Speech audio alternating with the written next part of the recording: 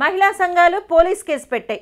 Of course arrest చేసి ఏ police స్టేషన్లోని సెల్లో రాత్రిపూట ఏ తేడాగాడి పక్కలో పడుకోబెడితే దూల తీరిపోతుందేమో. మరి ఆర్టిస్టులకు ఓ సంఘం ఉంది కదా, మా వాళ్ళేమన్నారు? వెంటనే ప్రెస్ మీట్ పెట్టేశారు. చలపతి వ్యాఖ్యలను ఖండిస్తున్నాం అంటూనే మంచోడు పెద్ద మనిషి అని సర్టిఫికెట్లు ఇచ్చేశారు. క్షమాపణ చెప్పాడు, మేము ఖండిస్తున్నాం కాబట్టి విత్డ్రా చేసుకోండి అని అప్పీల్ చేశారు. అసలు మా అసోసియేషన్ వాళ్ళ పని సభ్యులు వ్యక్తిగత నేరాలను అసోసియేషన్ పరోక్షంగా వెనకేసుకురావడం, దాన్ని హేమ సోషల్ మీడియా వైపు డైవర్ట్ చేసే ప్రయత్నం చేయడం, తమ కో ఆర్టిస్ట్ రవిని వదిలేయడం, వాళ్ళ చలపతి బాబాయ్ మంచోడే అంటూ సర్టిఫికెట్లు ఇవ్వడం.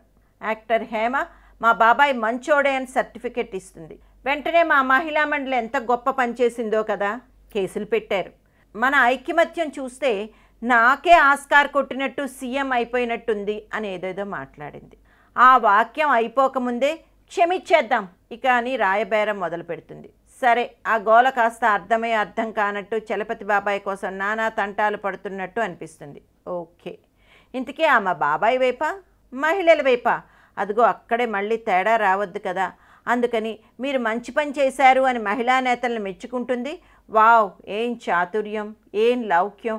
మధ్యలో అకస్మాత్తుగా మనం ఐకమత్యంగా ఉంటే ఇక ఏ వెబ్సైట్ వాడు, ఏ సోషల్ మీడియా వాడు మన ఆడవాళ్ళని కించపరుస్తూ ఒక్క పదం కూడా రాయలేరని అఖిల మహిళా లోకానికి పిలిపిస్తుంది. అమ్మా తల్లి హేమమ్మ, సోషల్ మీడియాకు కానీ వెబ్సైట్లకు కానీ ప్రత్యేకంగా స్వేచ్ఛ ఉండదు. అందరికీ చట్టాలు వర్తిస్తాయి.